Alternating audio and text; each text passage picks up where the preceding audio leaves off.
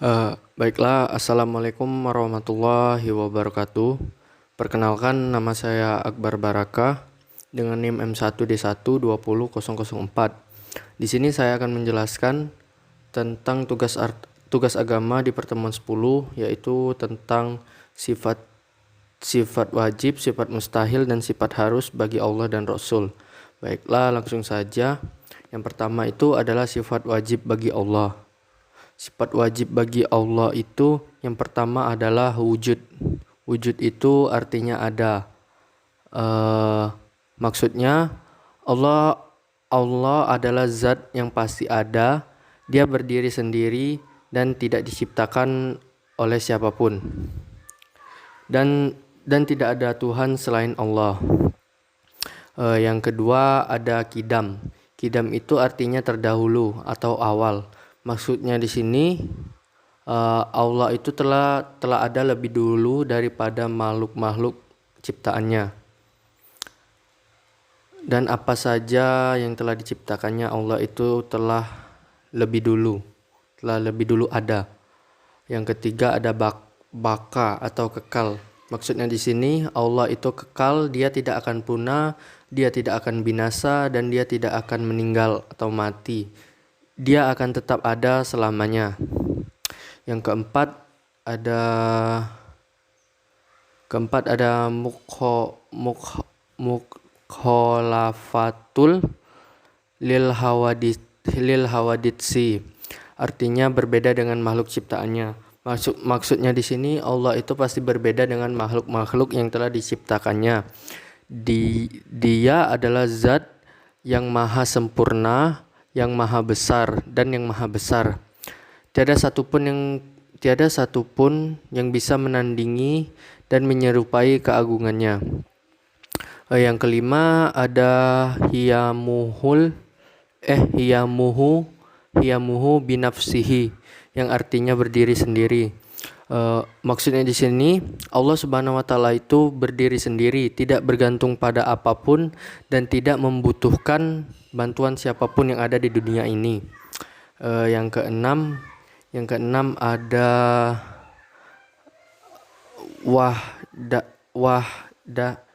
wahdaniyah, yang berarti tunggal atau esa. Allah itu maha esa, tidak ada satupun yang menyerupainya. Dia satu-satunya Tuhan pencipta alam semesta ini. Yang ketujuh ada kudrat, yang berarti berkuasa. Artinya Allah itu maha kuasa atas segala-galanya. Tiada satupun yang bisa menandingi kekuasaan Allah Subhanahu wa taala. Yang ketujuh ada berkuasa. Yang kedelapan ada irodat, yang berarti berkehendak. Maksudnya di sini apabila Allah telah berkehendak maka jadilah hal itu. Tidak ada satupun orang, tidak ada satupun makhluk atau siapapun yang bisa mencegahnya ketika Allah sudah berkehendak. Yang kesembilan ada ilmun, yang berarti mengetahui. Maksudnya di sini Allah itu maha mengetahui apapun yang ada di alam semesta ini. Segala sesuatu yang ada di alam semesta ini, baik yang tampak maupun yang tidak tampak atau yang disembunyikan. Yang ke-10 ada hajat, yang ke-10 ada ada hayat, yang berarti hidup. Maksudnya di sini Allah Subhanahu wa taala itu maha hidup, yang berarti dia tidak akan mati, tidak akan punah, dan tidak akan binasa. Dia kekal selamanya. Yang ke-11 ada sama, yang berarti mendengar. Yang menurut penjelasan yang dijelaskan maha mendengar ini, artinya Allah itu mendengar dengan baik dan mengetahui. Allah itu maha mendengar yang diucapkan maupun yang disimpan atau disembunyikan di dalam hati. Yang ke-12 basar, yang berarti melihat. Artinya di sini Allah itu maha melihat segala sesuatu.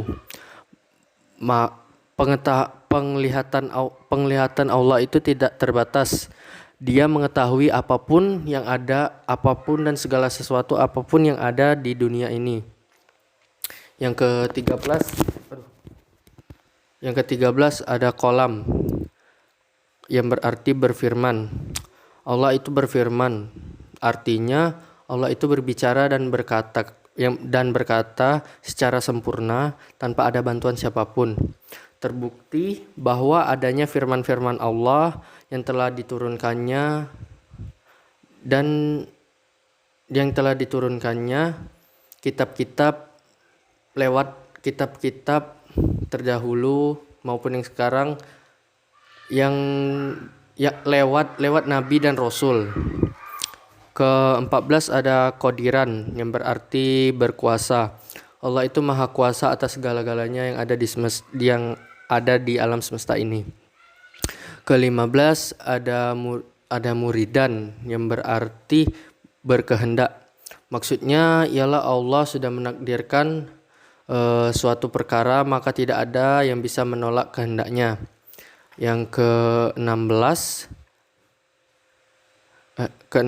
ada aliman yang berarti maha mengetahui. Allah maha mengetahui segala sesuatu, baik yang ditampakkan maupun yang disembunyikan. Tidak ada yang bisa menandingi pengetahuan Allah. Sesungguhnya Allah itu maha segala-galanya, maha esa. Yang ke-17 ada hayan yang berarti hidup. Allah itu adalah zat yang hidup. Dia tidak akan mati ataupun tidur. Dia tidak akan mati dan dia tidak akan tidur ataupun lengah. Yang ke-18 ada sami'an. Sami'an ini artinya itu mendengar. Nah, Allah itu artinya maha mendengar apapun yang telah diucapkan makhluknya, apapun permintaan yang telah diminta oleh makhluknya, dan ataupun doa-doa makhluk-makhluk ciptaannya. Allah maha mendengar itu. Yang ke-19 ada basyiran yang berarti melihat. Allah itu maha melihat segala sesuatu baik dari gerak-gerik ataupun sesuatu lainnya. Oleh karena itu kita sebagai manusia haruslah berbuat baik, selalu berbuat baik. Dan yang ke-20 yang terakhir adalah mutakaliman yang berarti berfirman atau berkata-kata. Mutakaliman itu sendiri mempunyai arti yang sama seperti kolam yang berarti berfirman. Firman Allah itu terwujud lewat kitab-kitab yang telah diturunkannya lewat para nabi dan rasul. Baiklah, yang kedua yaitu sifat mustahil bagi Allah. Sifat mustahil bagi Allah ini yang pertama itu ada Adam yang berarti tiada. Arti Adam, maksudnya Adam di sini merupakan lawan kata dari sifat wajib Allah tadi. Yang pertama yaitu wujud yang berarti ada. Yang kedua ada hududs yang berarti yang mendahului, ada yang mendahului. Maksudnya di sini tidak ada yang mendahului, tidak ada yang mendahului keberadaan Allah Subhanahu wa taala ini. Dialah yang menciptakan alam semesta beserta isi-isinya. Yang ketiga ada fana yang berarti sementara atau musnah. Yang berarti musnah. Allah Subhanahu wa taala itu tidak akan musnah. Sebaliknya dia itu bersifat kekal atau selama-lamanya. Yang keempat itu ada mumatsalu lil hawaditsi yang artinya adalah ada yang menyamai. Allah Subhanahu wa taala itu adalah zat yang menciptakan segala sesuatu di bumi ini dan alam semesta beserta isi-isinya. Dialah Maha Agung. Tidak akan mungkin ada sesuatu yang bisa menyamai atas kekuasaan atau atas keagungan Allah Subhanahu wa taala ini. Yang kelima ada ihtiyaju ihtiyaju lil lik ihtihaju lik hairihi yang berarti memerlukan yang lain. Allah yang memiliki arti Allah Subhanahu wa taala itu tidak memerlukan yang lain. Dia mampu mewujudkan dan mengatur segalanya secara sempurna tanpa ada bantuan dari siapapun. Yang keenam ada ta'adu. Ta'adu itu berarti berbilang. Maksudnya di sini adalah Allah itu Maha Esa. Tidak mungkin berbilang atau berjumlah lebih dari satu. Allah itu tidak memiliki sekutu dan dia tidak akan beranak dan tidak diperanakkan. Yang ketujuh ada adjun. Adjun yang memiliki arti lemah. Adjun yang memiliki arti lemah. Maksudnya di sini Allah Subhanahu wa taala merupakan tidak mungkin bersifat lemah. Dia itu maha kuasa atas segala-galanya. Yang kedelapan ada karaha yang memiliki arti terpaksa. Allah Subhanahu wa taala itu tidak akan atau tidak mungkin memiliki sifat terpaksa. Sebaliknya, Allah Subhanahu wa taala itu berkehendak atas segala sesuatu. Yang kesembilan ada jahlun yang berarti bodoh. Mustahil sekali bagi Allah Subhanahu wa taala memiliki sifat bodoh ini. Dia menciptakan alam semesta dengan segala isi-isinya ini secara sempurna. Dia tidak membutuhkan bantuan siapapun dan tidak memerlukan apapun, dan dialah yang maha kaya lagi maha mengetahui. Yang ke-10 ada mautun yang berarti mati. Allah Subhanahu wa taala itu tidak akan mati. Dia bersifat kekal atau abadi, terus-menerus mengurus makhluknya tanpa tidur dan tanpa letih sedikit pun. Yang ke-11 ada samamun yang berarti tuli. Mustahil Allah itu tuli. Allah Subhanahu wa taala adalah Tuhan yang maha mendengar. Pendengaran Allah itu meliputi segala sesuatu yang ada di alam semesta maupun yang ada di dunia ini. Yang ke-12 ada ama yang berarti buta. Allah Subhanahu wa taala tidak mustahil baginya untuk buta karena dia maha melihat segala sesuatu dengan jelas. Tidak ada satupun yang luput dari penglihatannya, baik yang tampak ataupun yang disembunyikan. Yang ke-13 bakamun yang berarti bisu. Maksudnya di sini Allah tidaklah bisu. Allah Subhanahu wa taala berkata dan berfirman dengan sangat sempurna dan tidak ada yang bisa menandingi keindahan firman Allah tersebut. Yang ke-13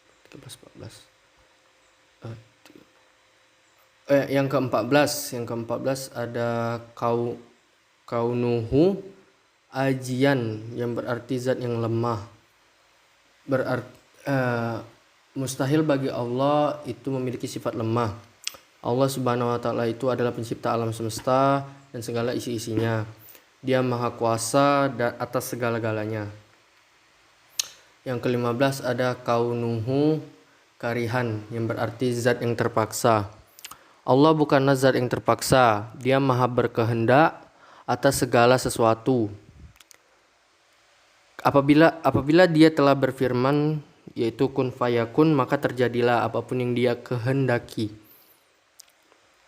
Yang ke-16 ada kaunuhu jahilan, zat yang sangat bodoh, yang berarti zat yang sangat bodoh. Mustahil bagi Allah adalah zat yang bodoh. Allah Maha mengetahui dan melihat apapun yang ditampakkan ataupun yang disembunyikan makhluknya. Yang ke-17 ada mayitin, yang berarti zat yang mati. Allah itu tidak akan mati. Allah itu kekal dan tidak akan musnah dan tidak akan binasa. Dia tidak pernah tidur. Dia selalu mengawasi makhluk-makhluknya setiap saat.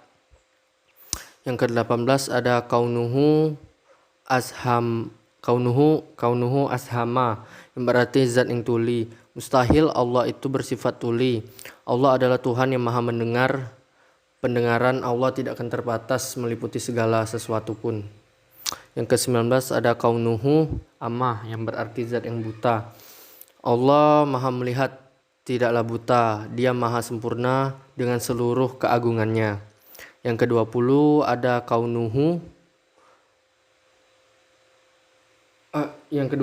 kaunuhu abatama abkama, yang berarti zat yang bisu. Allah Subhanahu wa taala bukanlah zat yang bisu, karena Allah Subhanahu wa taala berfirman dan firman-Nya terdapat dalam kitab-kitab suci yang diturunkan lewat nabi dan rasul. Baiklah, yang ketiga yaitu adalah sifat harus bagi Allah. Sifat harus bagi Allah ini memiliki arti yaitu 2 sifat. Yang pertama adalah sifat wajib, yang kedua itu adalah sifat jaiz.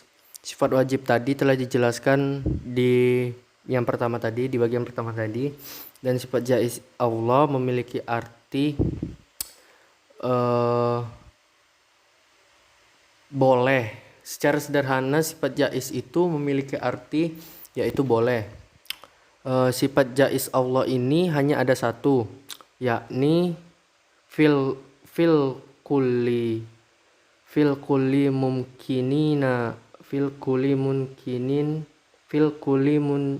mumkinin au tarkuhu, yang memiliki arti Allah mengerjakan sesuatu, mungkin Allah mengerjakan sesuatu atau meninggalkannya.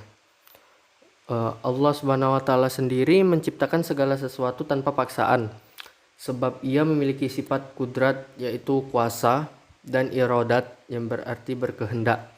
Maka boleh-boleh saja Allah untuk meniadakan sesuatu sesuai dengan kehendaknya.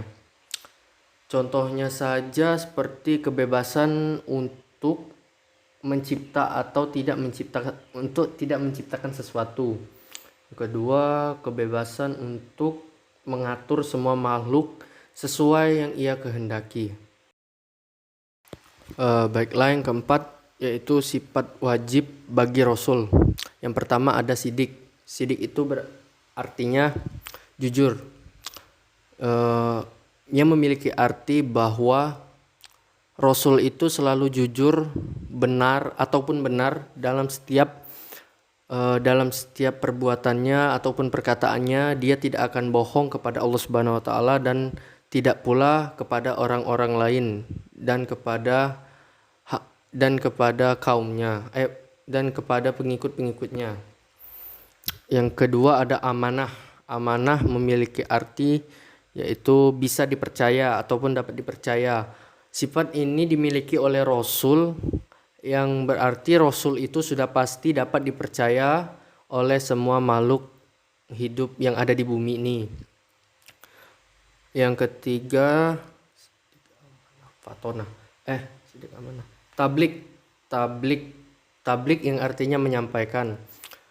Artinya di sini bahwa Rasul itu sendiri menyampaikan wahyu dari Allah Subhanahu wa taala kepada umat-umatnya. Tidak ada satupun wahyu yang telah diturunkan oleh Allah tadi disembunyikan oleh Rasul itu. Yang keempat ataupun yang terakhir ada fatonah, yang berarti pintar.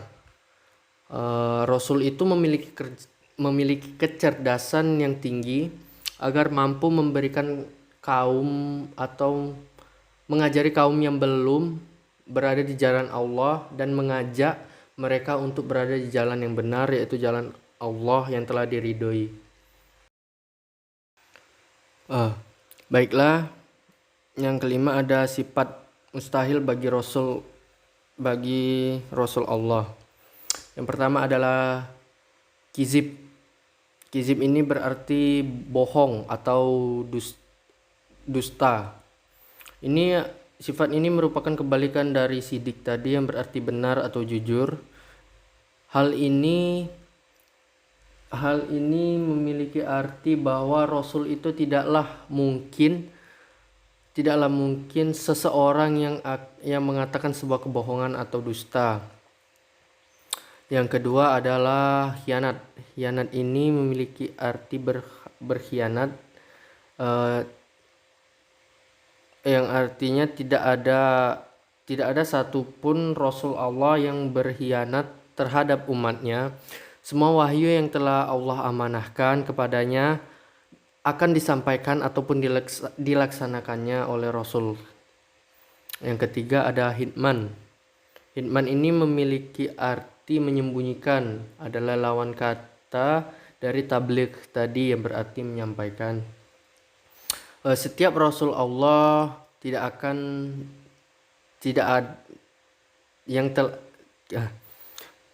semua Rasul Allah yang telah diamanatkan untuk menyampaikan wahyu tidak akan disembunyikan kepada seluruh umatnya. Dan yang terakhir ada baladah yang berarti bodoh.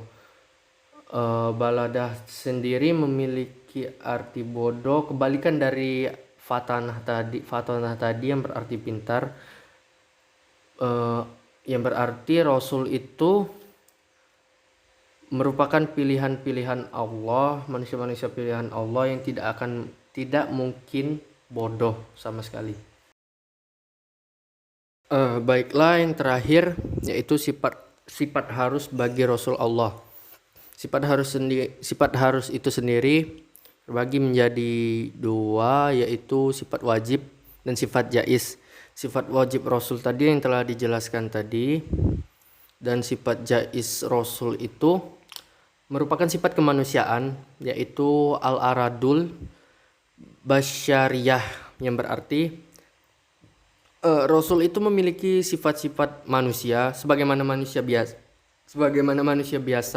seperti rasa lapar, rasa haus, rasa sakit, rasa ingin tidur, rasa sedih, rasa senang, rasa ingin berkeluarga, dan rasa-rasa yang dimiliki manusia sebagainya.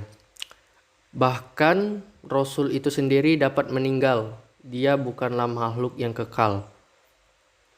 Nah, sifat jaiz ini yang dimiliki Rasul ini, Rasul itu sendiri memiliki sifat yang membedakannya dibandingkan makhluk-makhluk atau orang-orang biasa. Yang pertama itu ada ishamatu Rasul, yang berarti Rasul itu adalah orang yang maksum, yang berarti terlindungi dari dosa-dosa dan salah dalam kemampuan pemahaman agama, ketaatan, dan penyampaian wahyu-wahyu Allah Subhanahu wa Ta'ala. Yang kedua yaitu iltizamur Rasul, yang berarti Rasul ini adalah orang-orang yang memiliki komitmen dengan apapun yang telah diperintahkan, yang telah mereka ajarkan. Rasul-rasul ini berdakwah kepada umat-umatnya dengan wahyu-wahyu yang telah disampaikan oleh Allah Subhanahu wa Ta'ala, dan itu memiliki tantangan. Rasul-rasul itu sendiri berhadapan dengan berbagai tantangan-tantangan yang berat, baik dari dalam dirinya sendiri maupun pribadi, maupun para musuh-musuhnya. Baiklah, itulah yang bisa saya dapat jelaskan pada video ini tentang sifat-sifat wajib, sifat harus, dan sifat mustahil bagi Allah dan Rasul. Apabila ada salah kata, saya mohon maaf. Apabila ada khilaf, saya mohon maaf. Kepada Allah saya mohon ampun. Wabillahi taufiq wal hidayah. Wassalamualaikum warahmatullahi wabarakatuh.